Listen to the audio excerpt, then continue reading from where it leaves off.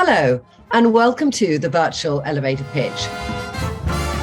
And today I have Molly Mahon, and she is going to tell us all about her company, Molly Mahon. You have 30 seconds to tell us about it. So we create a range of fabrics, wallpaper and homewares using the method of block printing, an ancient and beguiling way of creating patterned cloth with exquisite carved wooden blocks. Started at my kitchen table as a hobby, we're on the most amazing journey, collaborating with the likes of Bowden and a huge fabric house in the US. Particularly proud to be working with master printers in India, where our fabrics are now produced. I am passionate about making homes happy, welcoming places full of joy and delight, and believe that including a bit of block printed fabric is the perfect place to start. I mean, you had me at block print, Molly, because I love it. Like you, I love India and I love block print. I think you were saying at Bowden, but I've seen such an excitement in how their prints are getting the direction of their prints. I now know why you've got the curtain pulled back behind you, because I presume that's one of your block prints. Are you doing also direct to consumer? My company is direct to consumer, and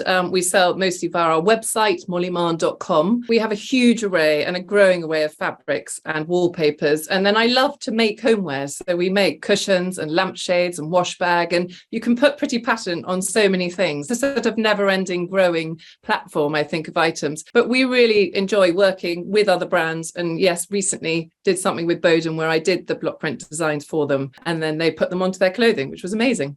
Beautiful. When you're looking at what your company has compared to other companies in the homeware space, the block printing is your style point of difference, but are you competitive and stylish? Are you luxury and style? You know, what are the other points you have compared to other brands there who are providing, in that general term, wallpaper and fabrics and homeware? Well, that's really interesting. I never really did think that luxury was a word that I associated with myself. I started to learn and block print in my very shabby studio in the garden. But actually, yes, I think what we do offer is luxury, to take the time over producing fabric that's done block by block. I've got my blocks just here, and print it slowly and methodically. It is a luxury to do that. I'm really passionate about things being done by hand and craft and well made and thoughtful, not just whizzed off a machine in a matter of seconds. The whole process of design is quite lengthy, from me doing my drawing to having the block carved into wood to printing.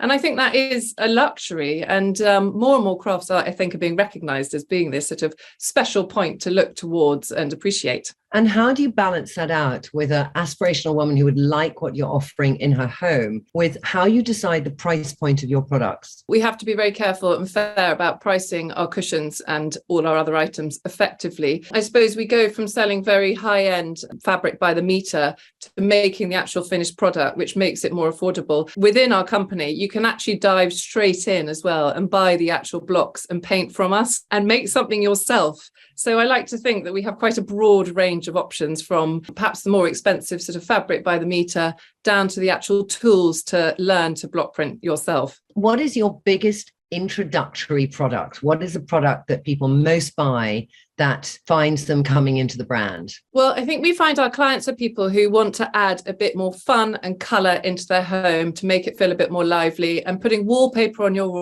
walls straight away might feel a little bit terrifying or a big plunge. So we always suggest you start with a cushion or a lampshade or a small item, live with it, see if it does make you as happy and as joyful as I hope. And then you can just add slowly and build up towards hopefully one day lovely block printed curtains and such. Wonderful. So beautiful. And I'm sure you also show the narrative of all of the artisans in India making your products. Yeah, we've worked really, really hard to find the right people to work with. I feel really proud. We now have a studio in Delhi where we use water-based paint. We're very thoughtful with how we produce our things. I go out there a lot myself. It's my hobby. It's my passion. We're not just doing it to churn out fabric. It's coming from a place of joy for me. It started very much as a hobby at my kitchen table. And so it's really important that the people I work with are people that I have a strong relationship with as well. And our print studio in India is a really inspiring place to go. So taking a hobby and a passion into being a businesswoman and growing a company, what are your biggest challenges right now? Oh my God. Well, they just keep coming at me all the time because there was no plan as such. What's my biggest challenge is learning just to ride with it and enjoy and learn and grow as I go. I now have a team of people that work with me, including my husband. Building that team, I think, is so vital. And that's quite hard, finding the people around you that are going to help you grow and have got the same vision as you. And so I find that bit quite challenging, is getting that right people around you. But once you do, it gives me an amazing energy and confidence that actually what I'm doing has got legs and can be more than just a hobby, and actually is a fruitful business that both my husband and I completely rely on. Amazing. So it is your income now. It's your sole business for both of you? Absolutely. 100%. Yeah. How many are in your team now? Well, in our office in Sussex, we've got 4 permanent members of staff.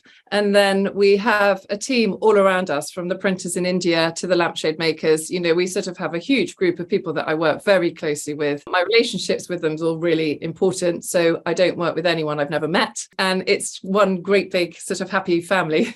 That's just amazing. And I think it's a challenge to work with your partner, because it's when do you both switch off? So how do you set boundaries for yourselves that you're not going into the night talking shop? I think that what I do is so interwoven in my life that we don't have these boundaries and these very defined kind of work times or not. What I do is everything. It is me. It is everything about our life as well. Our children are really embroiled in it. We work very closely to our house, just through the woods. We have our office. And so we don't really, but we have a respectful understanding of when one person might not want to be discussing work, I suppose. We also have very defined roles, so we don't tread on each other's toes. And while he's in the office all the time, I'm often out and about in my workshop, running workshops in London, meeting clients, that sort of thing. So we don't spend huge amounts of time together. So maybe that's the saving grace. I think that the saving grace is the first thing, especially said, is just clearly defined roles. And then having the joy of somebody who's mutually passionate about the business as your sounding board for one another.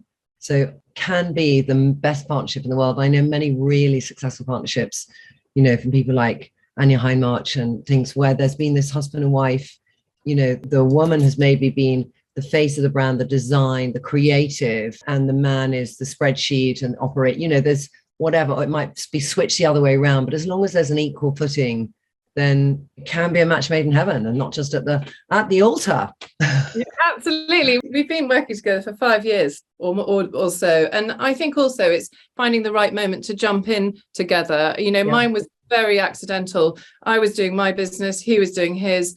I had to stop because I got breast cancer and had to have chemo and everything. And he had to step up to the mark. There was no one else that knew my business like he did. Yeah. And in a weird sort of way, we may never have found that moment to say, hey, you could come and work alongside me. We were really thrown into it. And on reflection, that's what made it happen. And that's what made it work. And I think that gave us enormous strength.